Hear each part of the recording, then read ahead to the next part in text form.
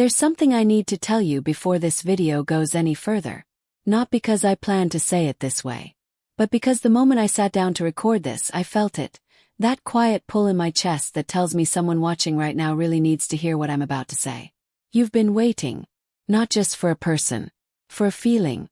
The feeling that you are not invisible. That someone somewhere is moving toward you. Not because you're perfect, but because you're exactly who they've been looking for without knowing it. And the strangest part. You almost turned this video off. You almost scrolled past it. Something made you stop. And I don't think that something was an accident. Because here's what I've come to understand after years of sitting with this. Love doesn't always arrive loudly. Sometimes it sends a whisper first. Video was a strange stillness in the middle of an ordinary day. You're in that stillness right now. And before we go any further, I just want to ask you something simple. When was the last time you actually believed it was still possible? Not hope, not wish, believed. Take a breath. Stay with me. We're just getting started. There's a kind of loneliness that doesn't make noise. It doesn't announce itself at the dinner table or show up dramatically at 2 in the morning. It's quieter than that. It lives in the small moments, the ones nobody else sees. The drive home when the car is silent and you reach over to the passenger seat and there's nothing there. The Sunday morning when the coffee is ready and there are 2 mugs in the cabinet, and you only take one. The laugh you have at something funny, and then the pause right after, when you realize there's nobody to share it with. That's the loneliness I'm talking about. The kind that's learned to be polite. The kind that's so familiar you almost forget it's there. Until a moment like this one cracks it open just a little. I'm not here to fix that with pretty words. I've lived long enough to know that pretty words don't hold the weight of a real ache. What I want to do is sit with you in it for a moment. Because I genuinely believe, that the people who have known this particular kind of quiet are exactly the people being prepared for something real. Not a fantasy. Not a fairy tale. Something real. There's a difference between the love you imagined when you were younger and the love that actually finds you when you've lived a little. When you were young, you thought love would arrive like a movie scene. Dramatic, obvious, impossible to miss. And maybe you chased a few versions of that. Maybe some of them even looked the part for a while. But somewhere along the way, life taught you something that no one sits you down to teach. It taught you the difference between someone who looks like love and someone who actually is it. That education cost you something. I won't pretend otherwise. There were years, maybe, that you spent on the wrong person. There was energy you gave that was never returned the way it deserved to be. There were nights you cried over someone who probably never lost a single hour of sleep over you. And instead of making you bitter, and maybe it tried to, maybe it came close, it made you more careful. More discerning. More honest about what you actually need. That's not damage. That's wisdom. And wisdom, real wisdom, has a weight to it. A gravity. It draws things toward it that lightness and naivety simply cannot. Here's something I've noticed about people who carry this kind of quiet. They've stopped performing. They're not trying to impress anyone anymore. They're not dressing love up in a costume and hoping nobody notices. They know what they want. They know what they will not accept. And they've made peace, or are starting to make peace, with the fact that waiting for something real is not the same as being left behind. But here is where it gets complicated, and I want to be honest with you about this. Because there's a place between wisdom and walls that can be hard to navigate. A place where you've learned so much from the past that you begin, without realizing it, to protect yourself from the future. Where the same instincts that helped you survive an old wound start quietly building a barrier around the very thing you're still hoping for. Have you felt that? That tension? Where you genuinely want someone to come, but some part of you, some older, more guarded part, keeps its arms crossed just slightly. Keeps one eye on the exit. Keeps waiting for the other shoe to drop even before the first one has landed. That's not weakness. That's a completely human response to having been hurt in a place that mattered. But it is something worth noticing. It is worth sitting with. Because the person who is making their way toward you, and I believe quietly and firmly that someone is, they will not be able to reach you if the door is bolted from the inside. Not because love isn't strong enough to knock, but because you are strong enough to choose whether to open it. That choice is already yours. It always has been. There's something sacred about a heart that has been through enough to know what it wants and is still willing to try. That kind of heart doesn't need to be fixed. It needs to be found.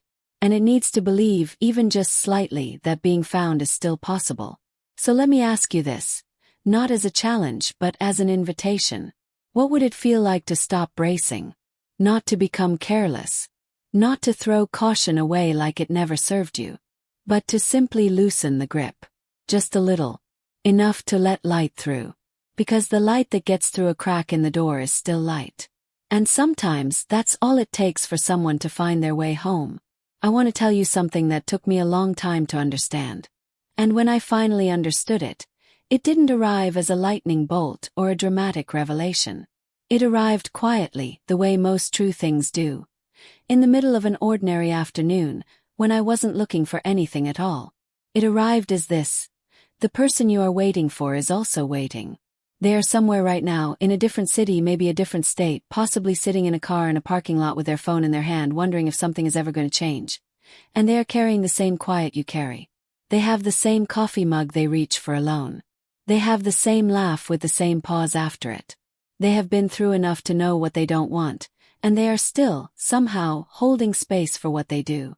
You are not alone in your waiting. You are parallel to someone else's waiting. And that, to me, is one of the most quietly beautiful things about how this all works. But here's what I want to explore with you today, because I think it matters more than most people realize. The waiting itself is not neutral. It is not simply the space between where you are and where you want to be. It is active. It is formative. It is, in ways that are easy to miss and almost impossible to overstate, the very thing that is preparing you for what's coming. Think about it this way. Imagine you are a house. And you have been through seasons. The windows rattled in the storms, some rooms got cold, maybe a door or two got stuck from the pressure of time. And now it's quieter. The storms have passed for a while.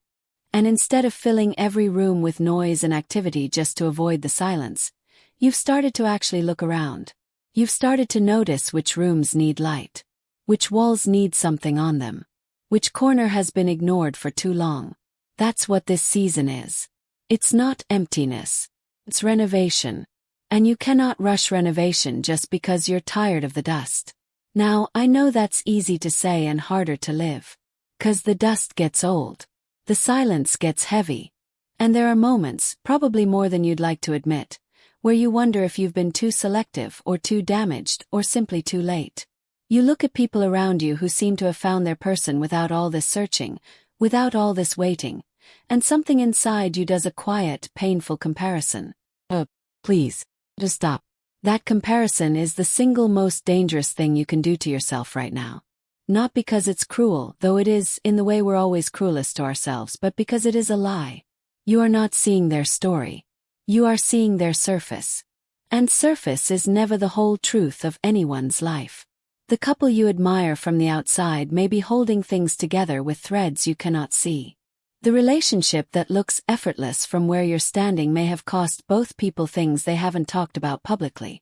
And the person who found love young, that love may have needed to grow through fires you'll never know about.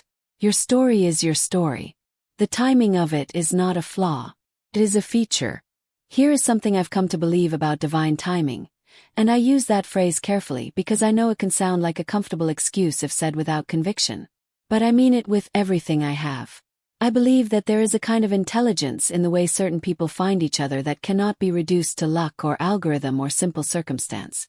I believe that some connections are arranged at a level deeper than our planning, deeper than our apps and our efforts and our careful lists of what we're looking for. I believe some people are being held apart until both of them are ready. Not ready in the sense of perfect. Ready in the sense of honest. Ready in the sense of knowing what they actually need, not just what they think they want. And that readiness, true readiness, cannot be faked, cannot be rushed. It cannot be manufactured in a workshop or a self-help book or a vision board, though those things have their place. Comes from living, from losing, from choosing yourself enough times in a row that you stop feeling like choosing yourself is the consolation prize. Because here is the thing about the person who is coming toward you. They are not coming to complete you. That language, completing, filling the hole, being your other half, That language has done so much quiet damage to so many people. It sets up the arrival of love as the solution to a problem, and that means you spend the entire relationship waiting for the problem to be solved, and when it isn't, when you still feel incomplete even with someone beside you, you blame the person instead of the premise. The person who is coming is not coming to fix you. They are coming to find you, fully, as you are right now, complicated, layered, occasionally uncertain, deeply feeling, quietly strong. They are coming to find the person who survived their own seasons and is still standing in the door of their own house, looking out. That person is worth finding. That person is worth the journey it takes to get to them. And you, yes, you are that person. There's a question I want to sit with you on for a little while. Not because I have a clean answer to it, but because I think the question itself does something important when you let it land. The question is this: what have you done with the time? Not in the way that sounds like an accusation. I'm not asking it with crossed arms or a disappointed tone. I'm asking it the way a close friend asks it over a cup of coffee when nobody else is around and the conversation has finally gotten real. What have you done with the time you've had alone? Because I think the answer to that question reveals something that most people never stop long enough to see about themselves. Some people fill the time. They stay busy so relentlessly that the quiet never gets a chance to speak. Every evening is scheduled, every weekend is planned, every moment of potential stillness is replaced with noise, with work, with scrolling, with a low hum of a television that nobody is really watching. I understand that impulse completely. Stillness can be terrifying when you're not sure what it's going to say to you. So you manage it. You keep it at arm's length. You survive it instead of sitting in it. And then there are others who don't fill the time, they collapse into it. They let the quiet become something heavier than quiet. They mistake the absence of a partner for the absence of worth. And they spend their alone time building a case against themselves that no jury would ever convict them on if they could only step outside their own mind long enough to see it clearly. And this is the group I want to talk about because I think this is where you might be, or where you're learning to be. They're the ones who use the time. Not productively in the way that productivity culture means. Not by optimizing themselves into someone more lovable, but by actually getting to know who they are when nobody is watching. By sitting with their own contradictions without needing to resolve them immediately. By discovering slowly and sometimes uncomfortably what they actually believe, what they actually feel, what they actually need from another human being. That kind of self-knowledge is rare. Genuinely rare. Most people go their entire lives without it. They move from relationship to relationship carrying the same unexamined patterns, the same unspoken fears, the same unconscious ways of pushing away the very thing they most want. And they wonder every time why it didn't work. Why this one, like the last one, somehow missed the mark. The person who has used their time alone to actually look inward, that person changes the equation entirely. Not because they're without flaws, but because they know their flaws. They've named them. They've watched them operate. They've caught them mid-sentence in an argument and thought, oh, there it is again, that old pattern, that old fear speaking louder than the truth. And knowing it doesn't make it disappear, but it makes it workable. It makes conversation possible in a way that unconscious patterns never allow. That is a profound gift to bring into a relationship. Not perfection. Awareness. Now let me tell you about something else I've noticed. And this is something that I think speaks directly to what your soul might be going through right now, in this particular season of your life. There comes a point in a person's journey where they stop asking why love hasn't come and start asking what love actually is. That shift from why to what is enormous. It is, in my experience, one of the most significant spiritual and emotional pivots a person can make. Because when you're asking why, you're still in the frame of lack. You're still measuring your life against an absence. You're still defining yourself by what isn't there instead of what is. And the energy that comes from that frame, even when it's well-intentioned, even when it's coming from a genuine desire for connection, that energy tends to push things away rather than draw them in. But when you shift to what is love really, what does it feel like in its truest form, what does it require of me and what does it offer me, what am I willing to give and what am I no longer willing to sacrifice, something changes. You stop reaching outward with desperation and start reaching inward with curiosity. And paradoxically, impossibly, that inward turn is almost always followed by something moving toward you from the outside. I can't explain the mechanics of that. I won't pretend to understand it fully. But I have seen it enough times, in my own life, in the lives of people I love, to trust it as something real. Something that operates at a level beyond coincidence. There's a way that genuine inner readiness seems to rearrange the world around a person. Not magically, not instantly, but steadily. The right conversation happens. The right door opens at the right moment. The right person ends up in the same place at the same time. And what looks like luck from the outside is actually the natural result of someone becoming, quietly, honestly, without performance, exactly who they were meant to be. And here is what I want you to hold on to from this particular part of our conversation. The preparation you've been doing, even the preparation you didn't realize you were doing, the hard nights, the honest moments, the slow work of rebuilding yourself after something broke, that preparation is not wasted time. It is not a detour. It is the road. You are not behind. You are not too late. You are not running out of something that was never meant to be rationed. You are exactly where the story needs you to be for what comes next to make sense. And what comes next, I believe this with a quietness that goes all the way down, is worth every single moment of the road that brought you here. I want to talk about signs. Not in the way that word usually gets used. Not the dramatic, unmistakable, stop you in your tracks kind that people describe in stories that always seem to happen to someone else. I want to talk about the quiet ones. The ones that are so subtle you almost dismiss them before they've had a chance to mean anything. Because I've come to believe that the universe, or God, or whatever name you give to the intelligence that holds all of this together, doesn't always speak in earthquakes. More often it speaks in whispers. In small, almost embarrassingly ordinary moments that carry something extraordinary inside them if you're paying the right kind of attention. A song that comes on at exactly the moment you needed to hear it. A stranger's sentence that lands in your chest like it was written specifically for you. A dream that doesn't make complete sense but leaves a feeling behind that stays with you for days. A sudden, inexplicable sense of peace in the middle of a situation that should feel chaotic. These things are easy to explain away. And explaining them away is always the safer choice, intellectually. But safety isn't always the same as truth. I'm not asking you to become someone who sees meaning in everything and loses their grip on reality. That's not what this is. What I'm asking, gently the way I'd ask someone I genuinely care about, is whether you've been too quick to explain away the things that don't fit neatly into logic. Whether you've been so committed to being reasonable that you've talked yourself out of trusting what you actually felt. Because there's a kind of knowing that lives below the level of thought. A knowing that doesn't need evidence because it is itself a form of evidence. And people who have learned to access that knowing, who have gotten quiet enough and honest enough to hear it, they tend to make different choices. Not reckless ones, deeper ones. Now here's where I want to bring this closer to what we've been talking about.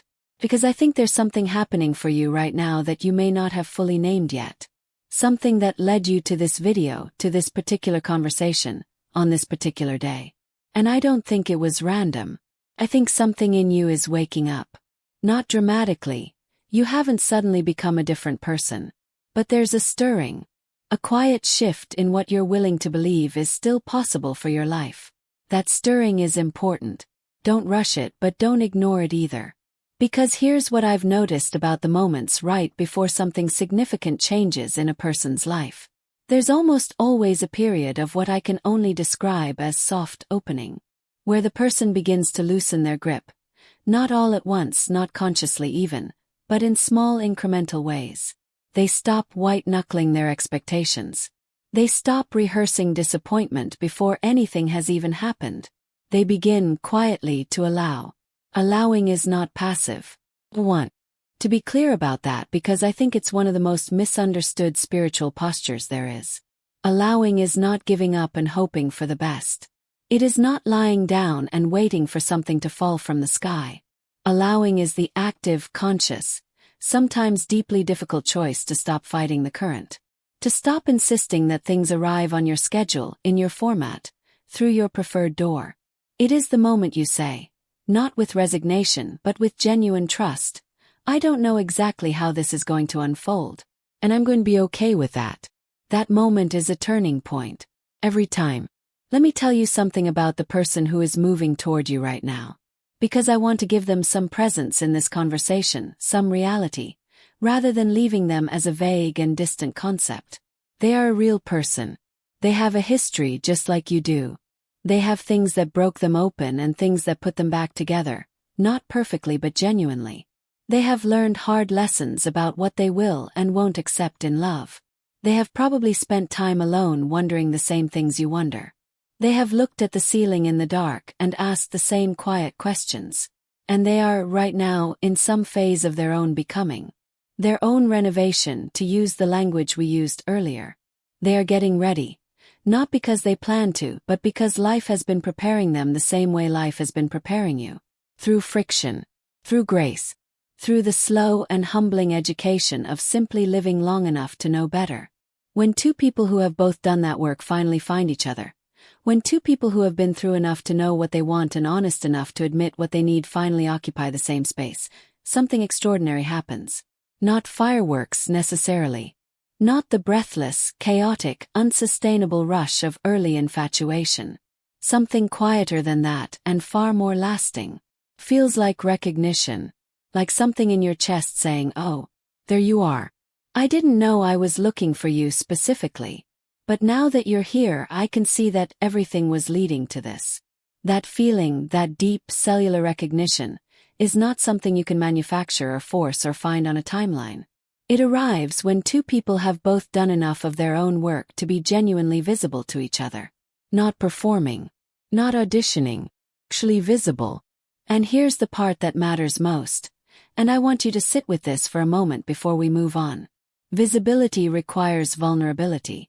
Not the performed kind that people mistake for intimacy. Sharing your wounds on a first date to seem deep. The real kind. The kind that happens slowly over time as trust is built and tested and built again.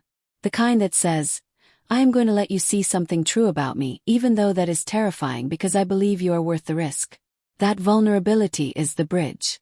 It is the thing that turns proximity into connection. And it is the thing that most people, after they've been hurt, are most afraid to offer again.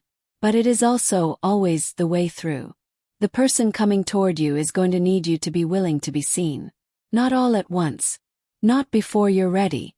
But eventually, when the moment is right, when the trust has been earned, they are going to need you to lower the shield. Just enough. Just enough to let them in. And when that moment comes, I hope you remember this conversation. I hope you remember that the shield was never meant to be permanent. It was meant to protect you while you healed. And healing, real healing, ends not when the wound is gone, but when you no longer need the wound to define you. You are past that point. Or you are very close to it. And that, more than anything else we've talked about today, is why I believe what's coming is closer than you think. There's something I've been wanting to say for a while now in this conversation. And I think we've finally reached the place where it can land the way it's meant to. You have been faithful to something that most people give up on. Not blindly faithful. Not the kind of faithfulness that ignores reality or excuses what should never be excused. But faithful in the deeper sense. Faithful to the belief, even when it flickered, even when it almost went out completely, that love, real love, honest love, the kind that sees you and stays, is still something that belongs in your story. That faithfulness is not small. I need you to understand that. In a world that moves fast and discards things quickly, in a culture that has made disposability a virtue and patience a weakness, the fact that you are still here, still open, still willing, still watching a video like this one on a regular day because something in you refuses to stop believing, that is an act of quiet courage that deserves to be named as such. Courage doesn't always look like bravery in the dramatic sense. Sometimes it looks like getting up on a Tuesday morning and choosing not to be cynical. Sometimes it looks like allowing yourself to feel hopeful about something you have no guarantee of. Sometimes it looks exactly like this. Sitting still long enough to let someone speak to the part of you that you usually keep very carefully protected. I want to talk about what happens in the body when love is near. Because I think we spend so much time in our heads about this. Analyzing, planning, hoping, dreading, that we forget love is not primarily a mental event. It is a physical one. Felt one. And the body knows things before the mind catches up. Have you ever noticed how certain people change the air in a room when they walk into it? Not because they're loud or showy, but because there's something about their presence that your nervous system responds to before your brain has even processed what's happening. Your shoulders drop slightly. Your breathing slows. Something that was tight loosens just a little without you deciding to let it. That is the body recognizing something that the mind hasn't named yet. And it happens with places too. Certain houses feel like home before you've seen every room. Certain cities feel like they've been waiting for you. Certain conversations feel like continuations of something that started long before you sat down. When the person who is meant to find you actually finds you, I believe there will be something like that. Not necessarily dramatic, not necessarily immediate, but somewhere in the early moments of knowing them, in a look, in a laugh, in the particular way they say something true, your body will know before your mind does. And your job when that happens is simply not to talk yourself out of it. That's harder than it sounds. Because the mind is a very good lawyer. It will present its case. It will remind you of every previous time you felt something and were wrong. It will point to the evidence of past disappointment with great efficiency and argue very persuasively for caution. And caution is not wrong. Caution is wise.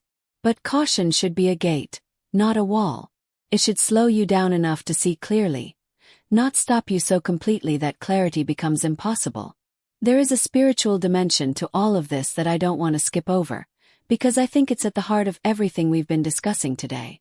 I believe, and I say this not as doctrine but as lived experience, that we are not entirely in charge of the timing of the most important things in our lives. I believe there is something at work in the architecture of our stories that is larger than our planning, more patient than our anxiety, and more precise than our best efforts at control. I believe that the people who are meant to find each other are held in a kind of divine tension until both of them are ready. And I believe that readiness is not something you achieve. It is something you arrive at. Through grace. Through suffering sometimes. Through the slow and humbling process of becoming honest about who you actually are and what you actually need. And I believe I have to believe because I have seen it too many times to dismiss it, that when both people have arrived at that readiness, something moves. Something shifts. The distance between them begins to close in ways that neither of them fully orchestrated. Doors open. Paths cross. What seemed impossible begins to feel, looking back, like it was always inevitable. That inevitability is not fatalism. It is not a reason to do nothing and wait passively for someone to appear. It is an invitation to be fully present in your own life.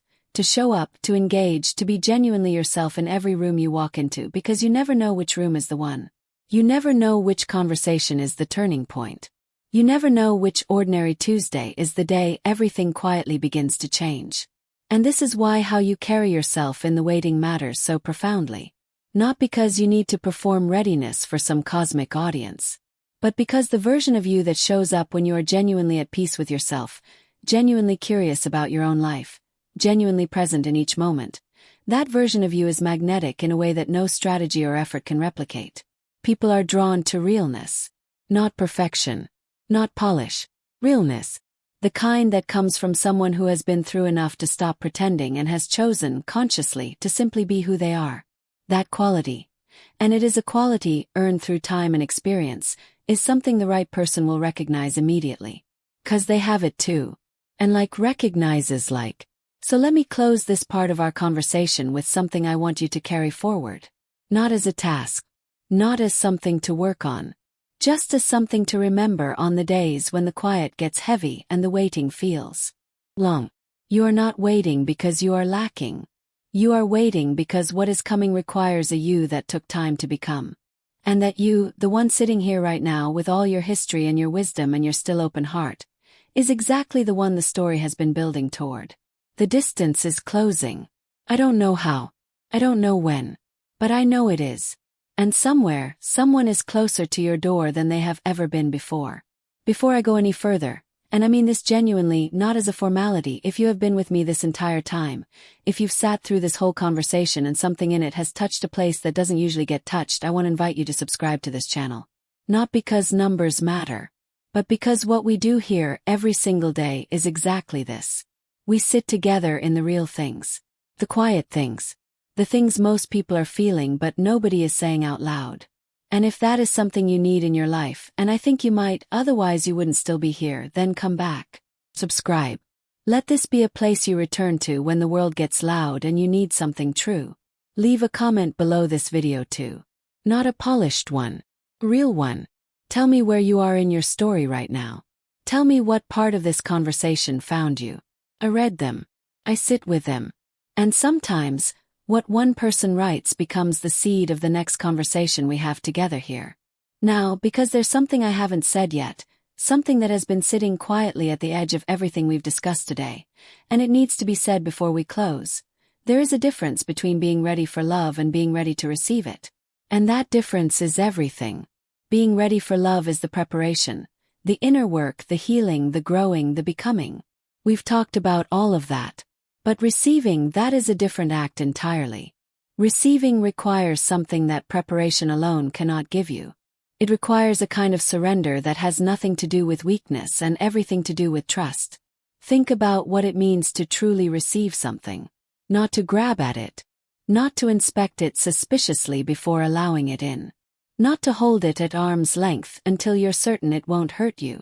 But to actually open your hands and let it land. To let it be what it is, rather than immediately measuring it against what you feared or what you hoped. That is the final frontier for most people who have been through real heartbreak. The preparation they can do. The healing they can work at. But the receiving, the actual moment of opening, that is where so many people stop just short of what they came all this way for. And I understand why. Because receiving makes you vulnerable in a way that nothing else does. It means admitting that you want something. It means allowing that something to matter to you before you know how it ends. It means stepping into uncertainty with your whole heart instead of just a careful, guarded portion of it. That is terrifying. I won't dress it up as anything else. But here is what I have learned slowly and sometimes painfully about the nature of love that lasts. It does not begin in certainty. It begins in courage. The courage to say, I don't know where this goes. I don't have any guarantees. And I am choosing to be here anyway, fully, because this feels true and true things deserve to be honored even when they're frightening. That courage, offered by two people simultaneously, or sometimes alternately, one steadying the other when the fear gets loud, is the foundation of everything real. Not romance alone. Not compatibility alone. Not even love alone. Courage. The daily, renewable, quietly heroic decision to stay present to something that matters.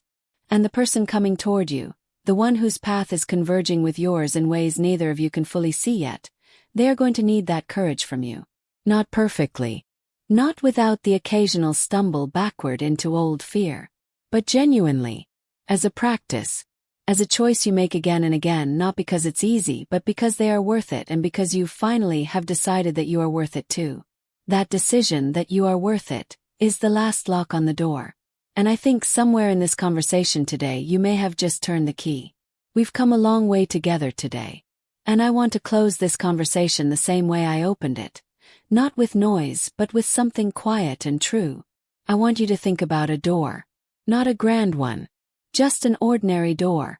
The kind you've walked past 1,000 times without noticing.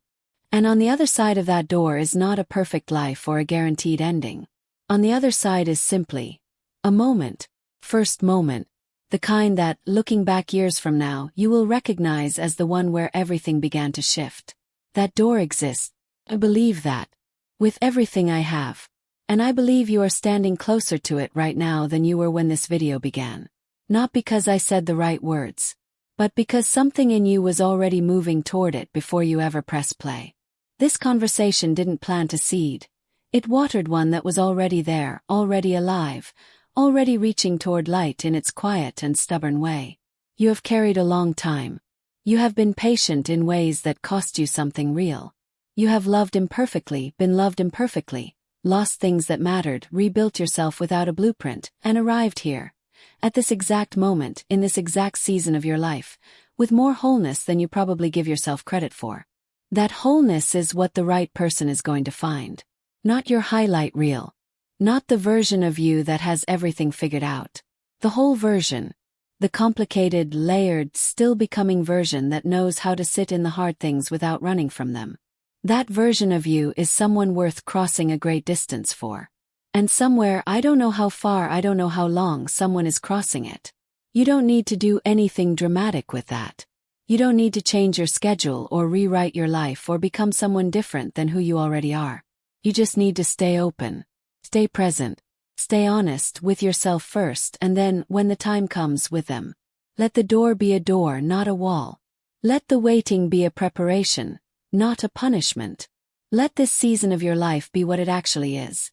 Not the space before your story begins, but a chapter in the middle of one that has been worth reading all along. I'll leave you with this, and I won't explain it. I'll just say it and let it sit with you the way true things do when they find the right person at the right moment. The love that lasts is not the one that rescues you from your life. It's the one that walks into your life and says, I see what you've built here. I see who you've become. And I'd like to stay if you'll have me. That is what's coming. Not a rescue, a recognition. And you, exactly as you are right now today, are worth being recognized. If this conversation touched something real in you, please share this video with 5 people who need to hear it. Not because it went viral, but because someone in your life is carrying this same quiet, and they deserve to know they're not carrying it alone. Subscribe to this channel and come back tomorrow. We do this every day. We sit in the real things together, and we do it without pretending it's simpler than it is. And before you go, leave a comment. Real one. Tell me where this found you. Tell me what you're still holding on to or what you finally let go of today. And tell me, what do you want us to talk about next? What is the question you carry that nobody around you seems willing to ask out loud? I'm here. I'm listening. And I'll see you in the next one.